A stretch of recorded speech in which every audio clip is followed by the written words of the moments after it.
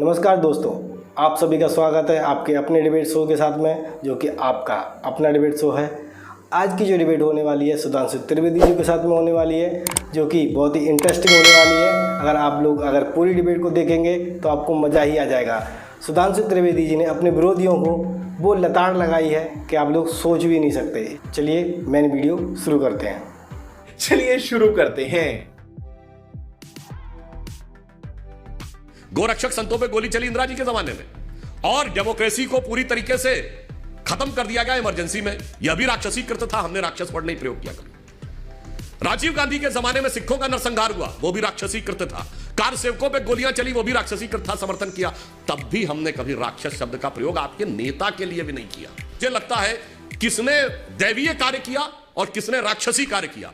एक मैं बिंदु और कह देना चाहता हूं, दैवीय राक्षसी महाभारत जो बोला गया, मनवर 9 नवंबर 1989 को जिस दिन श्री राम जन्मभूमि का शिलान्यास हुआ था, उस दिन देवोत्थानी एकादशी थी। और 30 अक्टूबर 1990 जिस दिन कार सेवकों पे गोली चलाई, देवोत्थानी एकादशी थी। जिस दिन देवता उठे थे, उस दिन जिसने राम भक्त कार सेवकों पे गोली चलवाई गई, वो राक्षसी कार्य था। तो आप देखिए कौन कहां जाके बैठा है, ये दिखाई पड़ रहा है। जनता के विवेक पे छोड़ता हूं, किसे श्राप लगा है और किसे वरदान लगा है। अच्छा सुधांशु जी, अभी तक जितनी भी बार राहुल गांधी को रीब्रांड करने की कोशिश की गई, फिर फेल हुए, फिर रीब्रांड किया, फिर फेल हुए। हर बार रीब्रांडिंग के बाद ऐसी फ्रस्ट्रेशन, ऐसी डेस्परेशन आई कांग्रेस में कि उन्होंने चाय वाला से लेके और नीच तक क्या नहीं बोला प्रधानमंत्री को। लेकिन अब तो प्रधानमंत्री और भारतीय जनता पार्टी को नहीं, अब तो जनता को राक्षस बोला जा रहा है। अब तो जनता को श्रापित किया जा रहा है। अब तो शराब दे रहा हूं मैं, कह रहे हैं कांग्रेस के नेता। ये हो क्या रहा है?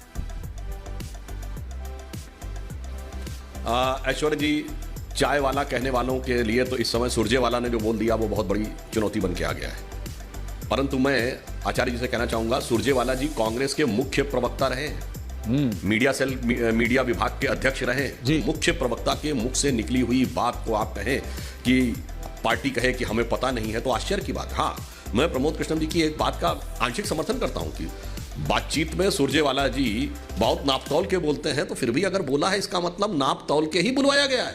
क्योंकि जब चीफ स्पोक्स पर्सन रहे होंगे तो इंस्ट्रक्शन आते होंगे ना ऊपर से, ये लाइन लेनी है, तो पार्टी ने वो लाइन दिलवाई होगी। अब मैं यहां यह कहना चाहता हूं, हम तो जनता को जनार्दन कहते हैं। माननीय प्रधानमंत्री जी कितनी बार ही जनता के आगे किस तरह नतमस्तक होकर उन्होंने पांव तक धोए हैं। इनके लिए यह है, तो मैं 2-3 पॉइंट सिर्फ कहना चाहता हूं। ऐश्वर्य जी, इन्होंने कहा महाभारत की धरती से श्राप दे रहे हैं। ऐश्वर्य जी, जिन्होंने अपनी किताबों में लिखा, जिनके शासनकाल में कि रामायण और महाभारत तो काल्पनिक थे, तो उनका श्राप वास्तविक हो सकता है क्या? सबसे बड़ा तो राक्षसी काम वो था जिन्होंने अपनी किताबों में रामायण महाभारत को काल्पनिक लिखा, जिन्होंने महाभारत और रामायण के ऊपर ऐसी उल्टी सीधी किताबों का विमोचन किया। Arjun Singh as HRD minister, जिन्होंने हलफनामा देके कहा राम थे ही नहीं। साहब, ये सारे लोग कहते हैं कि इनके श्राप सही होंगे। और मैं राक्षसी कौन है ये मैं बताना चाहता हूं। ऐश्वर्य जी, आज विभाजन विभीषिका दिवस है। आज वो दिन है जिस दिन भारत के तकरीबन 15 से 20 लाख लोगों की जान गई थी और 2 करोड़ के लगभग लोग बेघरबार होकर इधर से उधर गए थे, which is the biggest exodus in the documented history of Mankind. मनुष्य जाति के ज्ञात इतिहास में बड़ी से बड़ी रक्त रंजित क्रांतियों में इतने कम समय में इतने लोगों की जान नहीं गई, और 2 करोड़ लोग इधर से उधर 6 महीने के अंदर नहीं गए। जितना ये हुआ, इतनी बड़ी कीमत चुकाकर हमें आजादी मिली थी, जिसके लिए अटल जी ने उस समय कविता लिखी थी युवा प्रचारक के रूप में, आज ही के दिन के लिए, कि 15 अगस्त का दिन कहता आजादी अभी अधूरी है, सपने सच होने बाकी हैं, रावी की शपथ न पूरी है। जिनके पैरों पर, जिनके लाशों पर पग रखकर आजादी है हमने पाई, वो अब तक है खाना बदोश, गम की काली आंधी छाई। हिंदू होने के नाते उनके दुख को कहने में तुम्हें लाज है आती, तो सीमा के उस पार चलो, सभ्यता जहां कुचली जाती।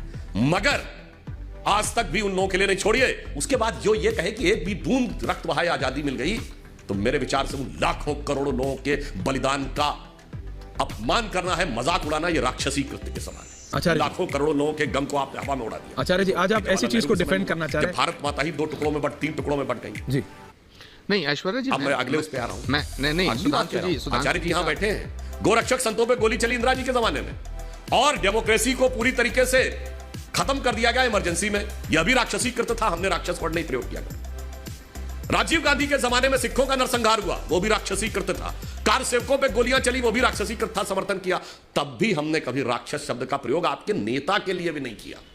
और आप लोगों ने इसके लिए किया। वास्तविकता में अगर देखें सुरजेवाला जी, देखिए तो आपकी पार्टी ने वो कृत्य किए हैं, और मैं इसे अन्यथा न कहूंगा, क्योंकि आचार्य प्रमोद कृष्णम खुद ही धर्माचार्य हैं। जो कुछ कांग्रेस के साथ हुआ है, अब यह राजनीतिक घटनाक्रम है या श्राप है, यह स्वयं विचार करना चाहिए। ये इस पार्टी की चारों तरफ तूती बोलती थी, आज उसकी हालत यह जाके हुई है। तो मुझे लगता है किसने दैवीय कार्य किया और किसने राक्षसी कार्य किया।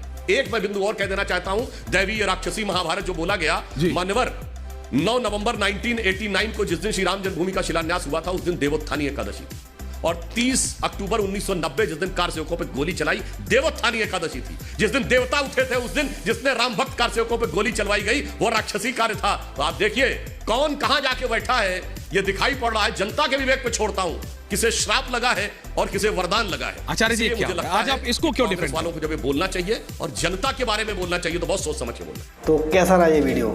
अच्छा लगा होगा आप लोगों को वीडियो? तो अगर अच्छा लगा है तो प्लीज़ लाइक कीजिए और चैनल को सब्सक्राइब करना कतई ना भूलिएगा। मिलते हैं नेक्स्ट वीडियो में। धन्यवाद। नहीं, सोचिए मत, सब्सक्राइब कीजिए।